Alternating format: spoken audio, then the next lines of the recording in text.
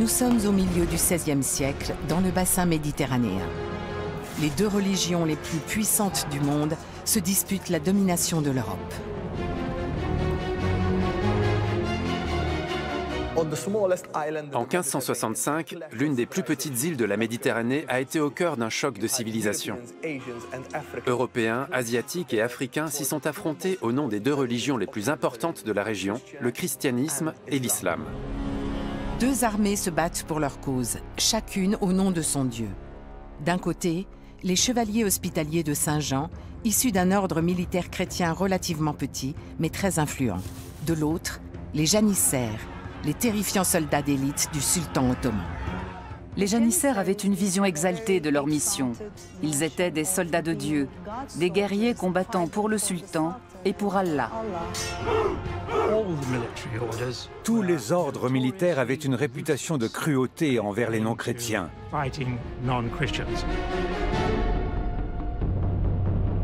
L'histoire du siège de Malte est racontée à travers les yeux du jeune Hassan, un enfant chrétien recruté de force dans sa Grèce natale et élevé par des paysans turcs, puis converti à l'islam et formé au métier de janissaire. Son ennemi juré s'appelle Raymond.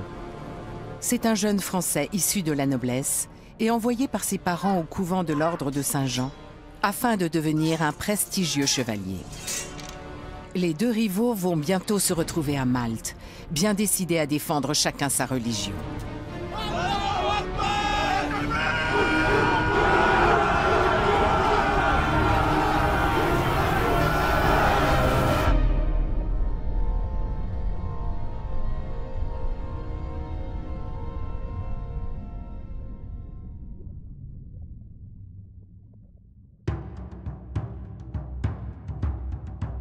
Au XVIe siècle, l'Empire ottoman règne sur les 2 tiers de la Méditerranée, les terres riveraines de la mer Noire, la majeure partie des Balkans et du Proche-Orient. Il veut atteindre le cœur de l'Europe chrétienne.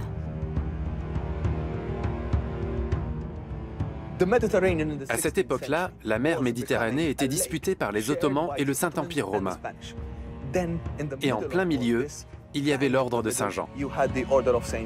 Plus grande puissance d'Europe occidentale, le Saint-Empire romain est alors dirigé par le roi d'Espagne, Charles Quint. C'est lui qui offre l'île de Malte aux Hospitaliers afin qu'ils y établissent leur nouvelle base navale.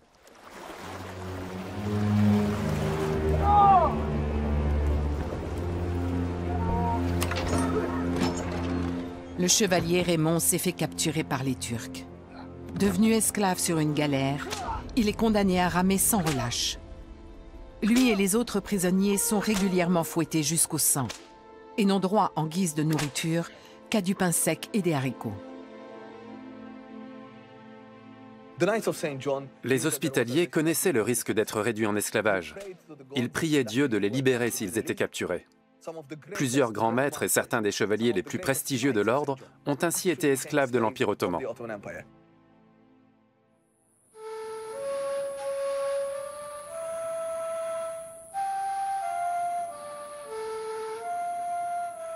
À 25 ans, après de nombreuses années de formation et de combat, Hassan est nommé officier janissaire. Son mentor et père spirituel est un maître soufi qui l'initie dans l'ordre des Bektachis.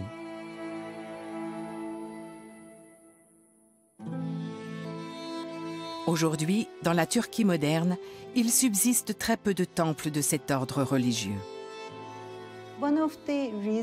Si les janissaires ont privilégié le bektachisme, c'est sans doute en partie à cause de leurs origines chrétiennes. Les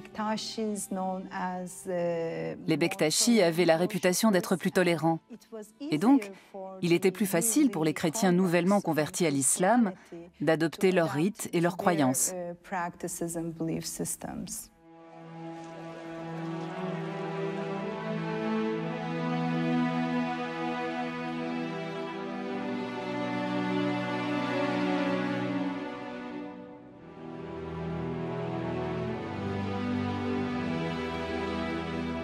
Après des années de négociations avec les Ottomans, la riche veuve Maria parvient enfin à racheter la liberté de Raymond.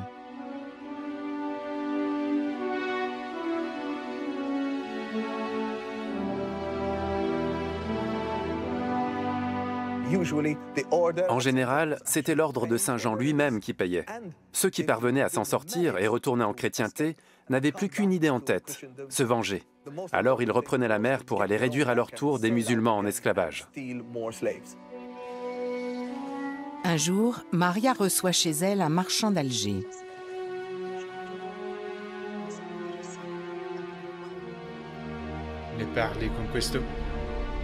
Raymond en veut à Maria de faire affaire avec un musulman. Celui-ci bénéficie d'une dérogation pour voyager. Nous avons des sauf-conduits délivrés par les deux grandes puissances. Les documents délivrés par les musulmans, par exemple, permettaient aux marins chrétiens ou juifs de circuler en territoire ennemi. En contrepartie, il devait y avoir un échange de captifs. Le marchand algérois offre une généreuse rançon pour racheter un gouverneur ottoman capturé par l'un des navires de Maria. Voilà un sauf-conduit destiné à un voyageur chrétien. Parmi les détails importants, on note ce grand chiffre et monogramme du sultan ottoman. Ici sont représentés les 3 continents sur lesquels il possédait des territoires: l'Europe, l'Asie et l'Afrique.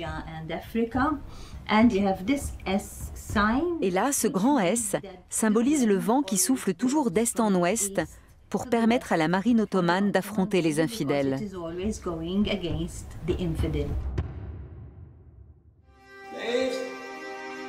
Maria envisage un partenariat commercial.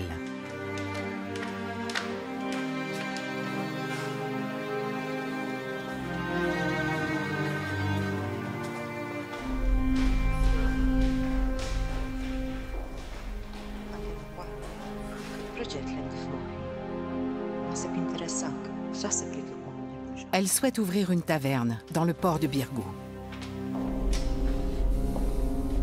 Que faites-vous donc? Lors de mes recherches, je suis tombée sur un contrat intéressant concernant le rachat d'un prisonnier musulman. Celui-ci s'engageait à payer la somme nécessaire à sa libération. Et pour y arriver, il acceptait de tenir une taverne appartenant à son maître et d'en partager les bénéfices avec lui. Bien sûr, c'était une guerre sainte pour les deux camps, mais le commerce devait tout de même prospérer. Le palais du Grand Maître, à Malte, est l'un des édifices les plus somptueux de l'ordre de Saint-Jean. La place Saint-Georges, située devant le palais, était un grand marché aux esclaves.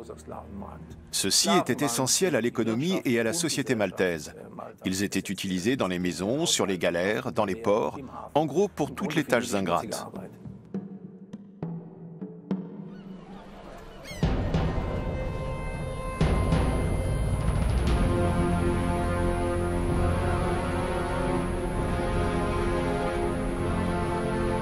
En 1565, l'une des plus grandes flottes de l'histoire de la Méditerranée se forme à Constantinople.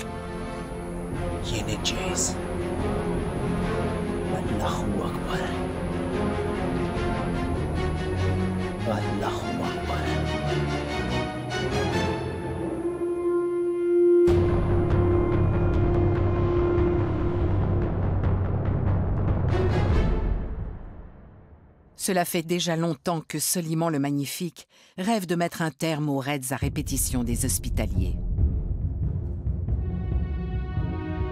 Le jour où ces derniers capturent plusieurs de ses gouverneurs ainsi que sa nourrice centenaire, le sultan décide de frapper un grand coup. Soliman était furieux de la façon dont les chevaliers de l'ordre traitaient ces sujets. À Rhodes, il leur avait concédé une capitulation avec les honneurs militaires, à condition qu'ils promettent de ne plus jamais attaquer ses navires. Mais ils n'ont pas tenu parole. Et en 1565, le sultan en a eu assez et a décidé de ne plus leur faire de cadeaux. À peu de distance du palais de Topkapi, une expédition de plus de 200 navires se prépare avec soldats, chevaux et artillerie. Objectif, anéantir les Hospitaliers de Saint-Jean. Il faut bien comprendre que les souverains orientaux et les musulmans en général se souvenaient de l'époque des croisades. Ce n'était pas si vieux après tout, Et ce que craignait par-dessus tout le sultan ottoman, c'est que Malte serve de base militaire aux chrétiens pour lancer de nouvelles croisades.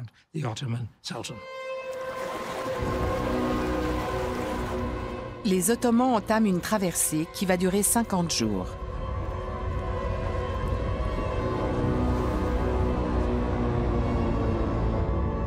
Sur le chemin, ils s'approvisionnent en poudre, en boulets de canon, en vivres et en soldats venus de tout leur empire. C'est une opération de grande envergure, mais les Ottomans ont d'excellents intendants. Soliman le Magnifique a remué ciel et terre pour pouvoir mettre ça en place. Son empire était gigantesque et il a dû recruter des hommes aux quatre coins de cet immense territoire pour réussir à en rassembler 30 000. Sans compter qu'il fallait les nourrir et aussi se procurer de la poudre, du bronze pour les canons. C'était un véritable cauchemar logistique. Mais la conquête de Malte était primordiale.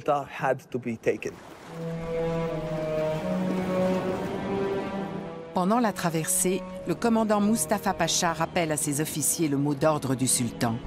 Pas de pitié pour l'ennemi.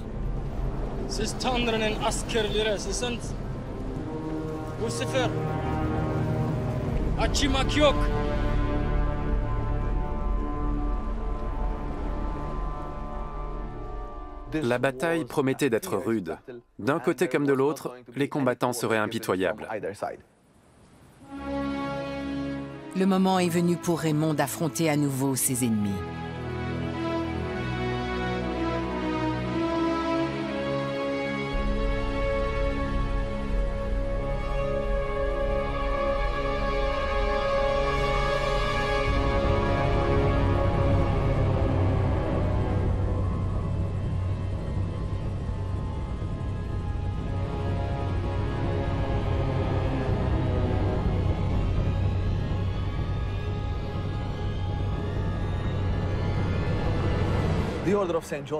Grâce à ses espions à Constantinople, l'ordre de Saint-Jean était au courant de l'attaque.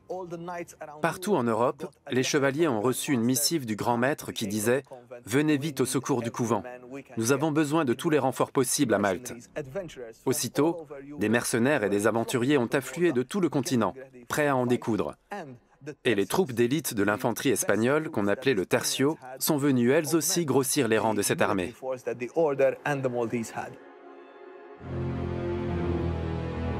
Le grand maître Jean de La Valette utilise le vaste réseau de l'ordre de Saint-Jean pour solliciter toute l'aide possible. Bien sûr, les chevaliers professes ne passaient pas leur vie sur les champs de bataille. Il leur arrivait aussi de rentrer dans leur commanderie. Mais si jamais le palais du grand maître se faisait attaquer, ils devaient toujours se tenir prêts à intervenir. Au cours des 268 années où l'ordre a siégé à Malte, l'alarme a été donnée 4 ou 5 fois. Et à moins d'être malades, les chevaliers ont dû aussitôt venir à la rescousse.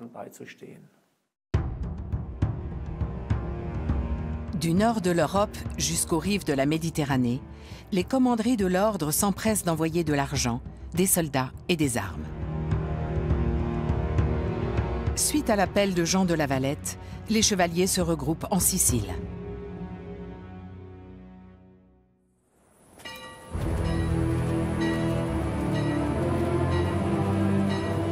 À peine la flotte turque apparaît-elle au large de Malte que la milice de Raymond est mobilisée. Les chevaliers de Saint-Jean avaient créé une milice à Malte en instaurant un service militaire obligatoire pour tous les hommes à partir de 16 ans. Du jour au lendemain, cette milice s'est donc retrouvée en charge de protéger l'île comme une armée régulière. Alors, tous les dimanches, après la messe, les hommes allaient s'entraîner à manier l'arquebuse, l'épée et le bouclier. Raymond ordonne à ses hommes d'incendier leurs champs et leurs villages.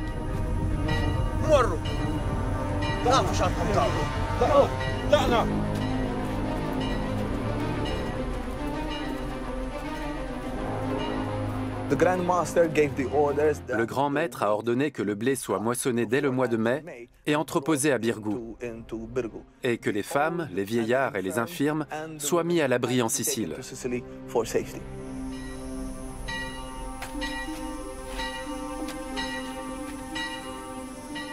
Tandis que de nombreuses femmes fuient Malte avec leurs enfants, Maria tient à rester auprès de Raymond.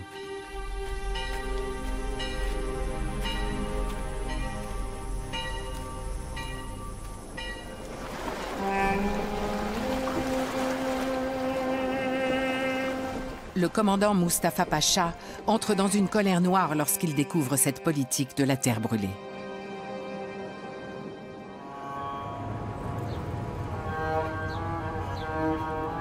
L'arrivée de la flotte ottomane a été immortalisée sur les murs du palais du Grand Maître. Pour concevoir cette fresque monumentale, le peintre Matteo de Lecce s'est entretenu avec de nombreux vétérans de l'armée ayant connu le grand siège de Malte. Les Ottomans accostent dans le village de Marsachlok, puis se positionnent autour des fortifications du Grand Port.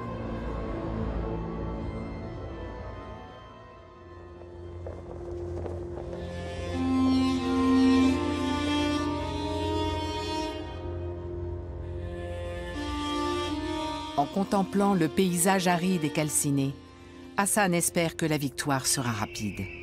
Car ces hommes sont dépendants des ressources de l'île et celles-ci sont désormais limitées. Normalement, dans ce genre de situation, ce sont les assiégés qu'on laisse mourir de faim et les assiégeants qui prennent possession des campagnes alentours et ont accès à la nourriture. Mais pas dans le cas du siège de Malte.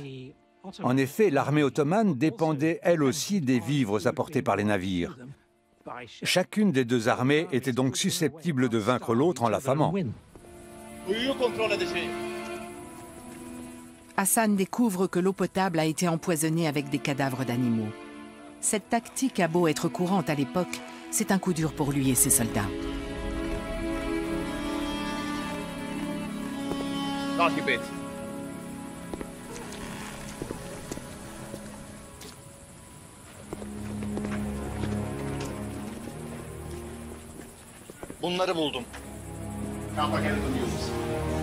Hassan a réussi à recruter quelques déserteurs chrétiens pour renforcer ses effectifs.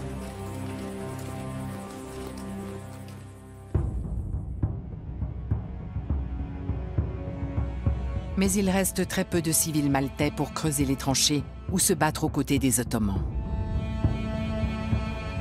Quant aux hospitaliers, ils sont retranchés derrière leurs fortifications.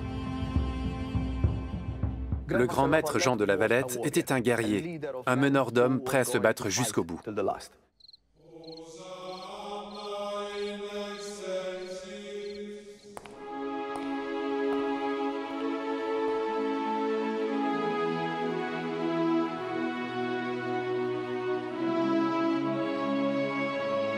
La veille de la bataille, il tient à motiver ses hommes encore une fois. Combattiamo per la Santa Cristianità, per il nostro padrone, San Giovanni. Siete tutti i soldati di Dio. De la Valette était quelqu'un d'autoritaire, et on sait qu'il n'aimait pas trop les Maltais. Un Maltais qui avait osé critiquer l'ordre et réclamer plus de droits a eu la tête tranchée, puis exposé au bout d'une pique au Fort Saint-Ange, sur ordre du grand maître. De la Valette devait asseoir sa position de chef pour être sûr que ses ordres soient bien suivis.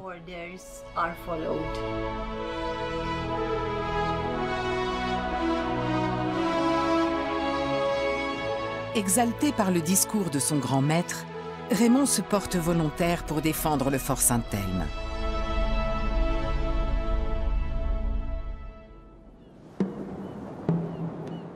Bâti par les hospitaliers, le fort Saint-Elme surplombe l'entrée du Grand Port, ce qui en fait un lieu stratégique pour garder le contrôle de l'île.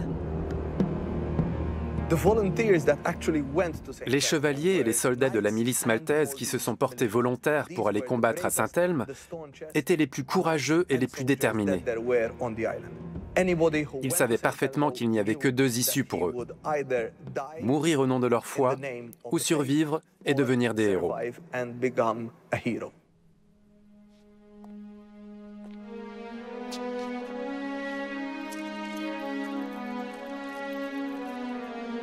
Raymond fait ses adieux à Maria. Il est profondément touché qu'elle ait choisi de rester à ses côtés jusqu'au bout. Mais les deux amants ne savent pas s'ils se reverront un jour. Avant de partir, il lui offre du poison, si elle venait à être capturée et réduite en esclavage.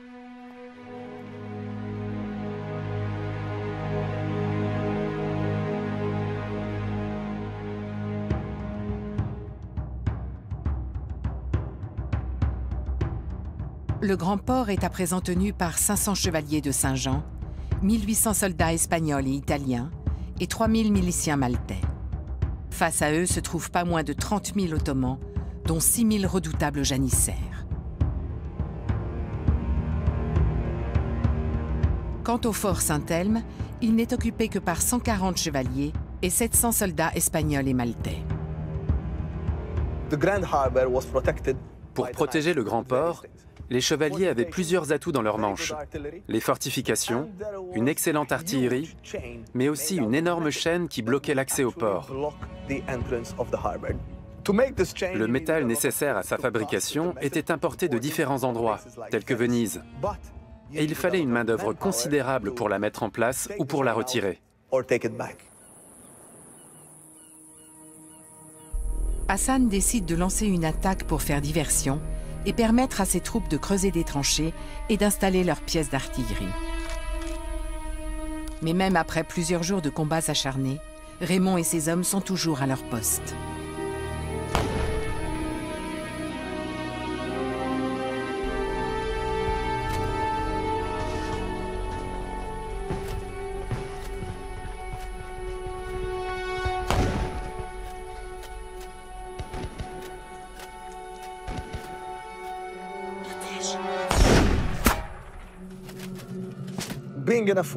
Tenir un fort qui est cerné par des tireurs d'élite, c'est aussi une épreuve psychologique. On vit constamment dans la peur de se faire tirer dessus.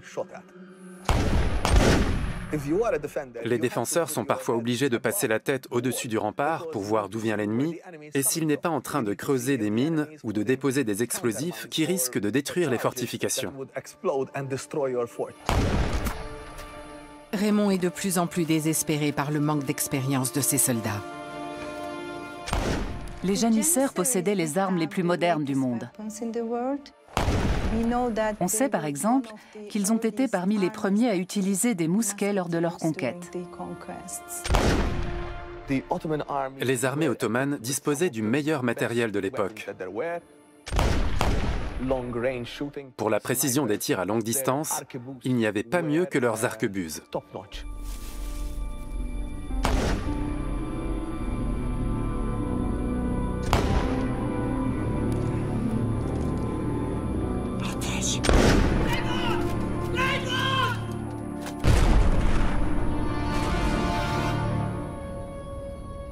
Raymond est bien décidé à prendre sa revanche.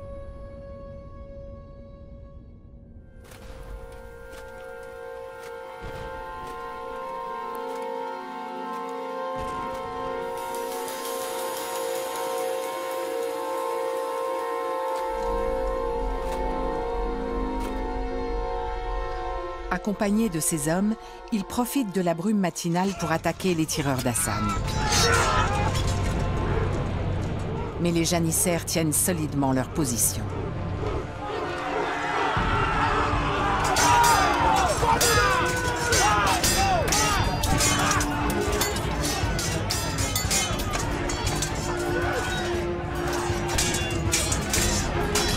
Les deux ennemis jurés s'affrontent pour la seconde fois.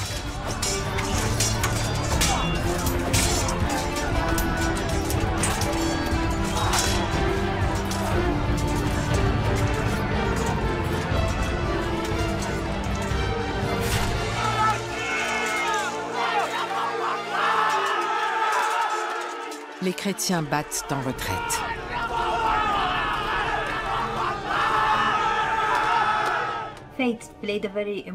La foi jouait un très grand rôle dans la motivation des Maltais. Ils se considéraient depuis longtemps comme l'ultime rempart contre les musulmans d'Afrique du Nord. Ils craignaient également que leurs proches ne se fassent capturer par les Ottomans et ne deviennent leurs esclaves. Ça, ça leur faisait très peur.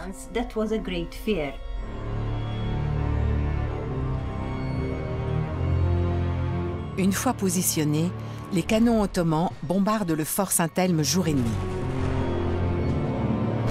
Petit à petit, les murs d'enceinte sont fragilisés.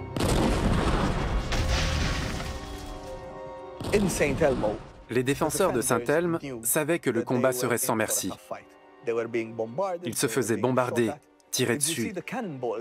Leurs bastions subissaient l'assaut ininterrompu des lourds boulets de canons ottomans qui étaient en marbre. Mais les chevaliers de Saint-Jean et les Maltais étaient sûrs d'une chose. Tenir ce fort leur permettait de gagner du temps.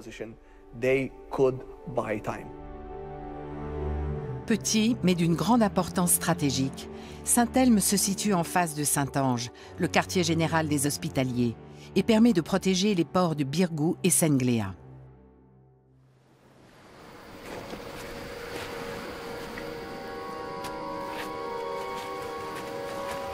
Hassan remarque une activité suspecte sur la plage qui borde le fort. L'artillerie des Ottomans empêche les chrétiens d'approvisionner le fort par bateau. Mais quelques nageurs maltais s'efforcent de maintenir une chaîne de ravitaillement et de communication avec le grand maître.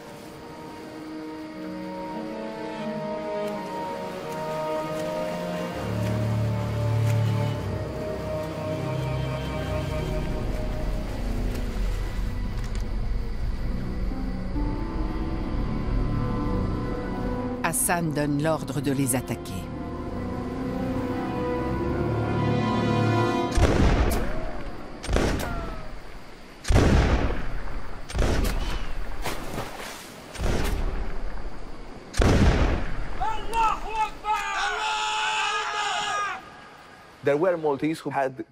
Certains Maltais en avaient assez que les chevaliers les regardent toujours de haut et les fassent marcher à la baguette. Un jour, l'un d'eux est allé au pied du fort pour crier à ses compatriotes à l'intérieur « Laissez tomber les chevaliers, ils vous traitent mal. Moi, je mange tous les raisins de vos vignes à Marsa. » Depuis les remparts, un certain Paolo Micio, également maltais, lui a répondu « Tu le paieras de ton sang. » Le premier est devenu foudrage. « Je te retrouverai, sale chien. Une fois à Sengléa, je vous tuerai tous. » Et Micio de rétorquer « Parfait. Moi, tu me trouveras au cœur de la bataille, l'épée et le bouclier brandis pour défendre mon pays, ma religion et mon ordre. »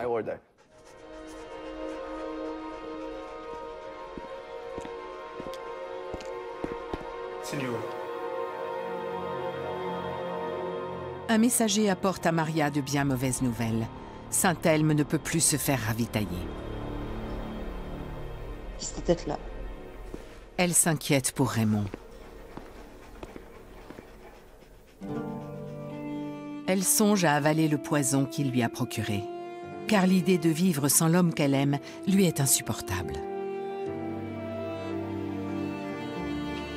Mais finalement, elle le donne à son chien. En effet, afin d'économiser les vivres qui s'amenuisent, Jean de la Valette a ordonné de tuer tous les animaux domestiques.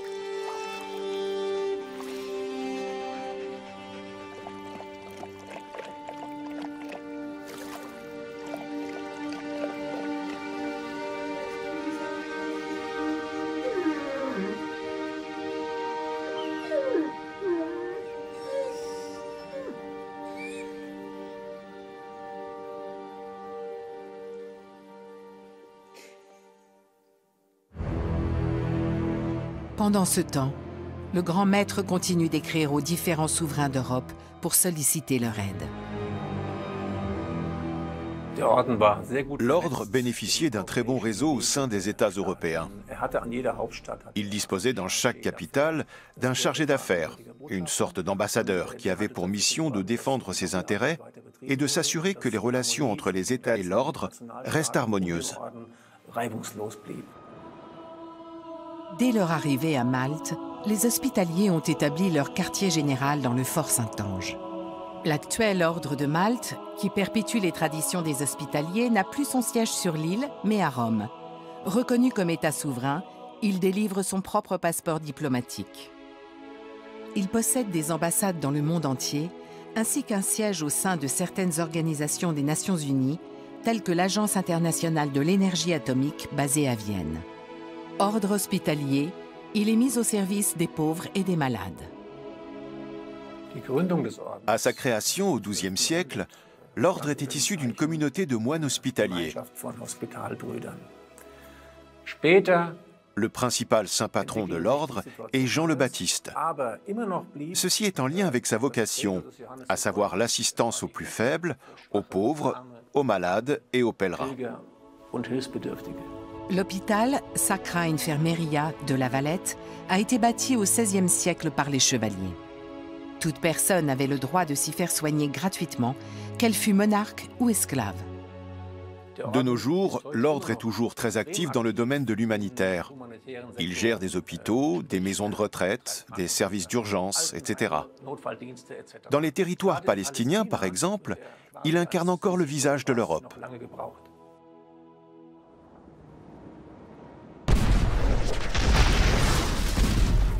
Cela fait 3 semaines à présent que le fort Saint-Elme se fait pilonner sans répit.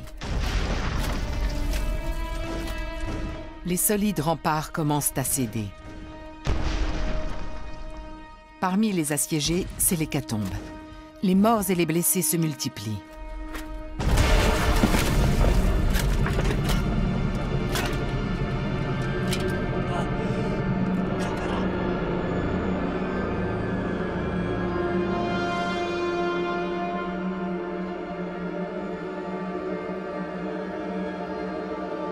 Pour Raymond, la mort de Joan est un nouveau coup dur.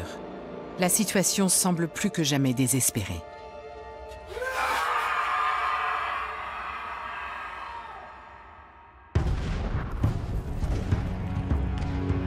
Face à ces combats qui n'en finissent pas, Jean de La Valette décide d'utiliser Saint-Elme pour épuiser les forces de ses assaillants. Le grand maître savait parfaitement comment gagner du temps.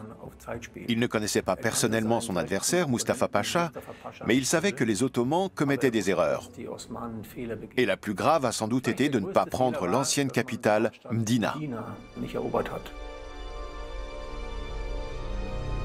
La ville fortifiée, en plein cœur de l'île, se situe tout près de la ligne de ravitaillement des Ottomans.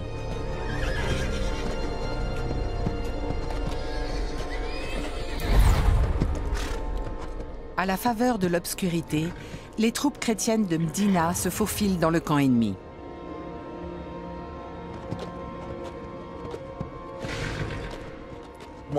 Le moral des Ottomans était au plus bas. Ils étaient loin de chez eux, ils mouraient de chaud, de faim, et certains avaient même la dysenterie.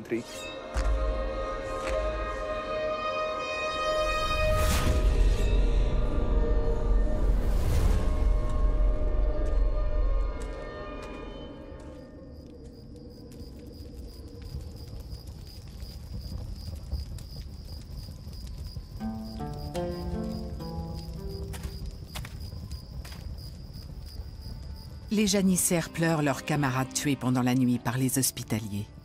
Soudain, l'un des officiers d'Hassan laisse exploser sa colère.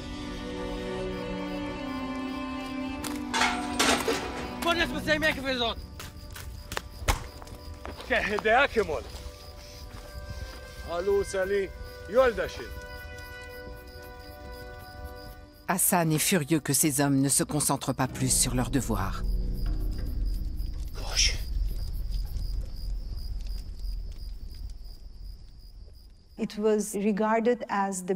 Il n'y avait rien de plus déshonorant que de se faire voler ou casser sa marmite par l'ennemi.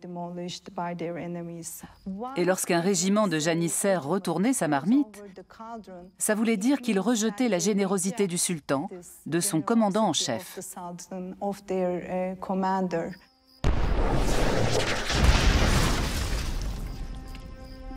À l'intérieur du fort assiégé de toutes parts, Raymond écrit une lettre d'adieu à sa bien-aimée Maria.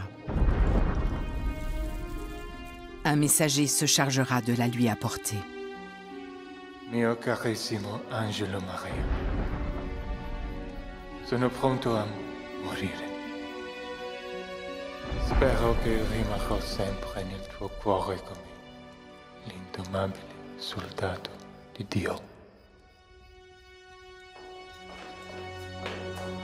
Por favor, envía esto a nuestro gran maestro. Les chevaliers demandent la permission de se replier. Il leur faut absolument rester en vie s'ils veulent pouvoir revenir se battre contre les musulmans plus tard.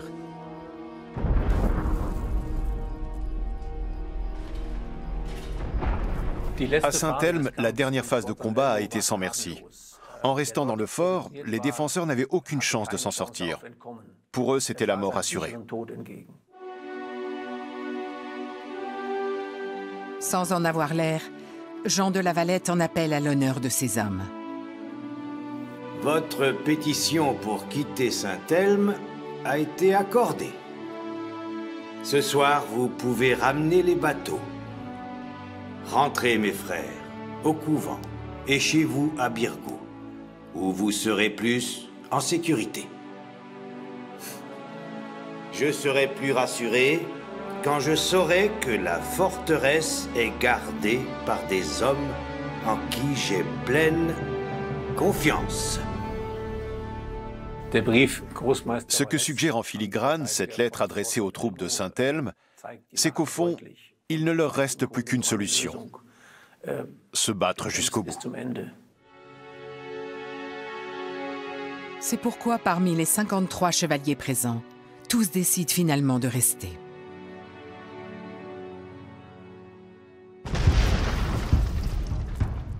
Des brèches commencent à se former dans les fortifications de Saint-Elme.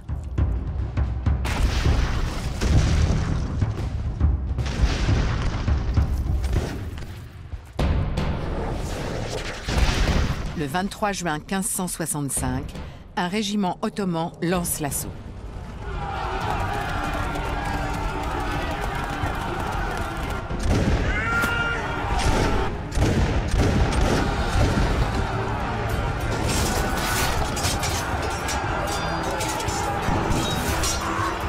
Mais cette première offensive se solde par de lourdes pertes dans le camp des assaillants.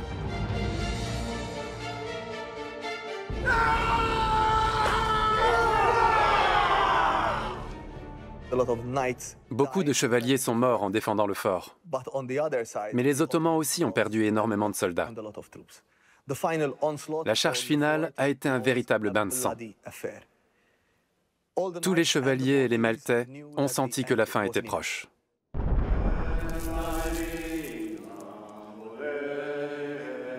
Les défenseurs puisent dans la foi la force de continuer. Ils sont prêts à donner leur vie pour leur Dieu.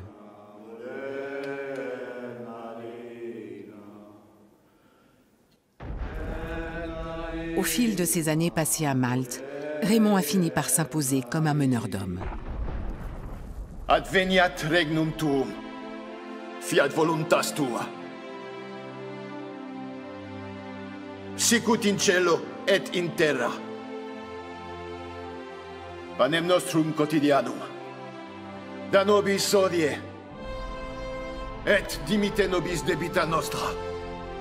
Sicut et nos dimitimus debitoribus nostris. Et ne nos inducas in tentationem, sed libera nos a malo. Amen. Amen.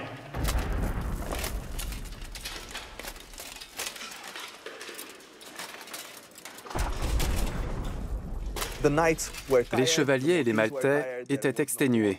Ils n'avaient plus rien à boire, ni à manger. Et certains étaient tellement mal en point qu'ils se sont attachés à une chaise pour pouvoir continuer à se battre assis.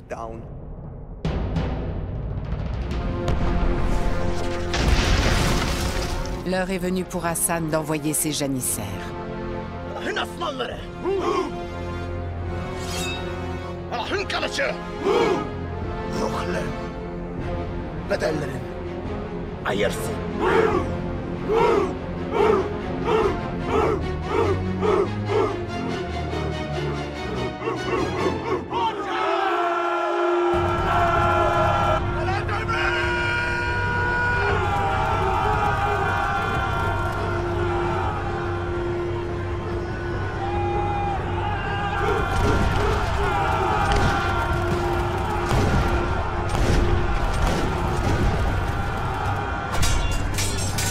Les soldats ottomans percent les lignes chrétiennes.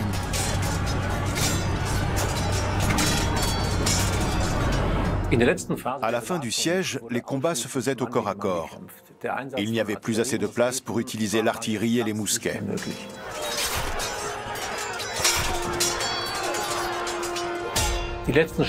Ça s'est terminé comme une guerre d'un autre temps, à coups de couteau, de poignards et d'épées.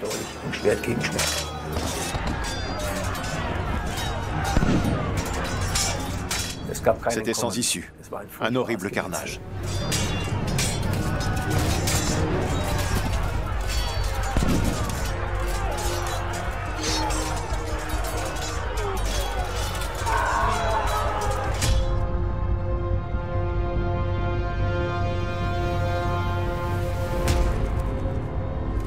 Aussi improbable que soit la victoire, Raymond y croit dur comme fer. Pour lui, les hospitaliers vont écraser les troupes du sultan. Et puis, il garde l'espoir fou de revoir Maria.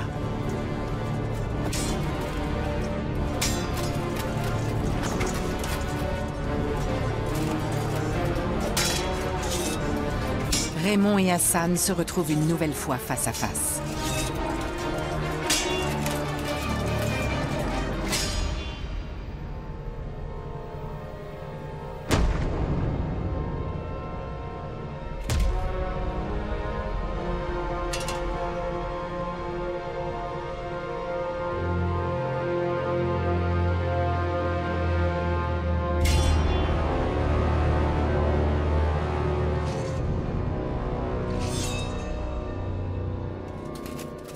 Chacun des deux guerriers reconnaît chez l'autre une part de lui-même. Un esprit indomptable, prêt à tout pour défendre sa cause.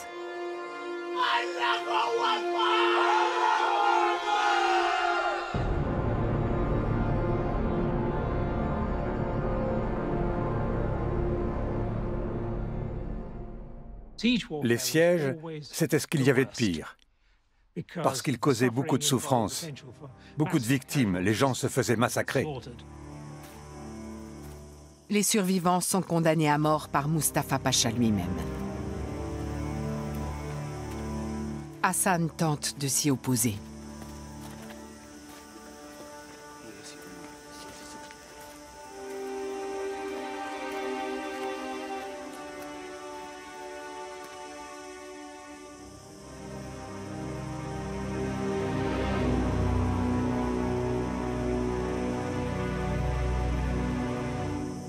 Tanrı'nın askerlerisiniz. Bu sefer merhamet yok.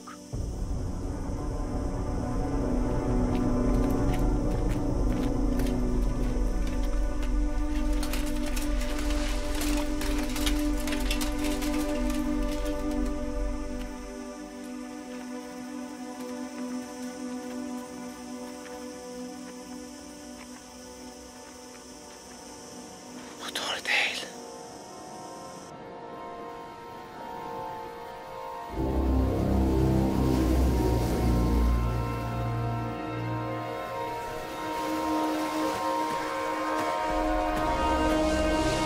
Les Ottomans exécutent les derniers chevaliers, à la fois pour l'exemple et pour renforcer leur réputation de guerriers impitoyables.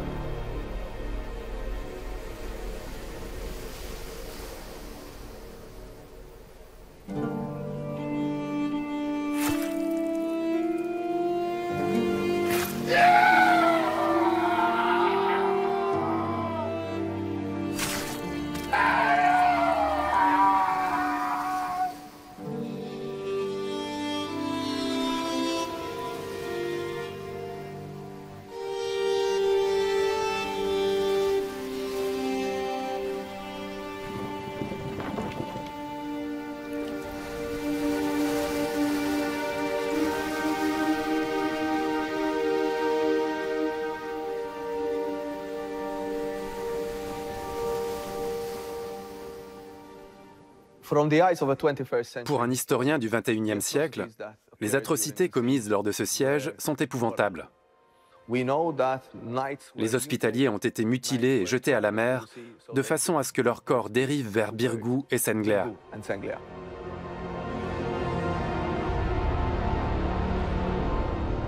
Mustapha Pacha espère ainsi briser le moral des chrétiens qui continuent de résister dans les autres forteresses.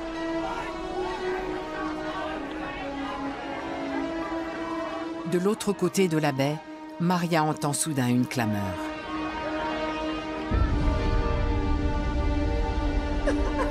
Parmi les corps flottants vers le rivage, elle reconnaît celui de Raymond.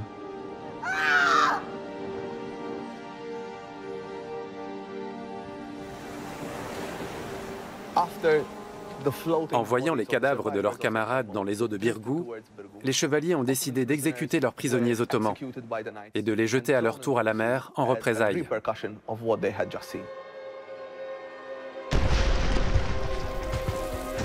Après la conquête de Saint-Elme, Mustapha Pacha lance la phase finale de l'opération, la destruction de toutes les fortifications chrétiennes.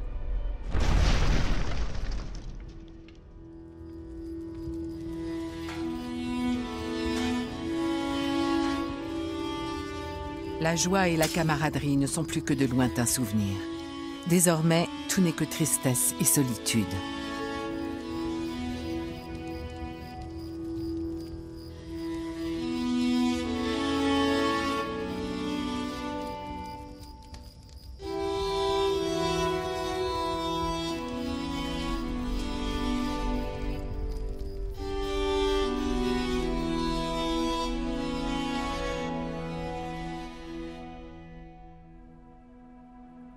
Au bout du compte, la prise du fort Saint-Elme a coûté très cher à Mustapha Pacha. Il a perdu pas moins de 8000 hommes dans la bataille et les soldats survivants sont épuisés. L'affrontement final pourrait bien prendre une tournure inattendue. Le 7 septembre 1565, de nouvelles troupes chrétiennes débarquent à Melia. Démoralisés et craignant l'arrivée d'autres régiments ennemis, les Ottomans battent aussitôt en retraite. Ce n'était pas un siège terrestre, mais naval. Si les Ottomans avaient imposé un blocus maritime à Malte, les chevaliers n'auraient pu recevoir ni provisions ni renforts et auraient été contraints de se rendre. Mais les Ottomans ne l'ont pas fait et la victoire leur a échappé. Avant le siège, de la Valette avait cherché une aide extérieure, mais n'avait trouvé que des portes closes. Autrement dit, les chevaliers de Saint-Jean ont été les seuls artisans de cette victoire. C'est pour ça qu'ils sont devenus instantanément les héros de la chrétienté. Si l'Empire ottoman avait gagné la bataille à Malte, l'Europe se serait retrouvée menacée d'invasion par l'Italie. La Sicile serait tombée, puis Rome. L'Empire romain islamique dont rêvait Soliman le Magnifique serait devenu réalité. Les royaumes européens prennent conscience qu'ils doivent mettre leurs différends de côté et s'allier pour contrer la menace orientale. De fait, en 1571, les flottes chrétiennes mettront fin ensemble à l'expansionnisme ottoman en remportant la grande bataille de Lépante. Mais dès l'issue victorieuse du siège de Malte, les cours d'Europe s'unissent pour financer les fortifications de l'île. Une nouvelle capitale est même créée, La Valette, dont le nom rend hommage au grand maître de l'ordre de Saint-Jean. Aujourd'hui encore, on y sent l'influence des hospitaliers. Quand on marche dans la rue, presque tous les beaux bâtiments qu'on peut voir sont issus de l'héritage qu'ils nous ont laissé.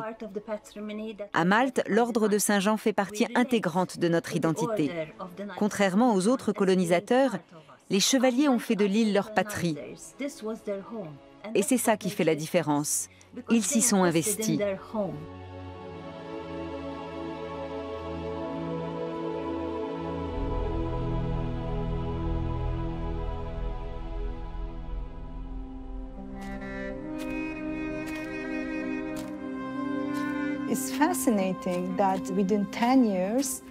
C'est fascinant la destinée d'un petit garçon grec qui priait Dieu dans l'église de son village et qui s'est transformé en l'espace de 10 ans en véritable guerrier qui tue au nom d'Allah et de son sultan. Et s'il le fait, ce n'est pas par obligation, mais parce qu'il croit réellement en ses idées chevaleresques et religieuses. Le siège de Malte est un moment charnière de l'histoire méditerranéenne. C'est un mélange de fanatisme, de religion, de haine et d'appât du gain.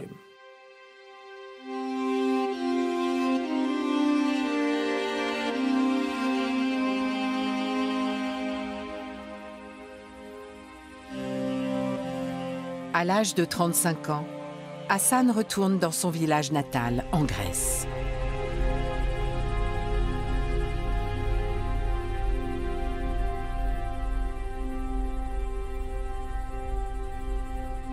Il appartient désormais à l'ordre des Bektashi. Son rôle est d'accompagner le recrutement des soldats de la prochaine génération.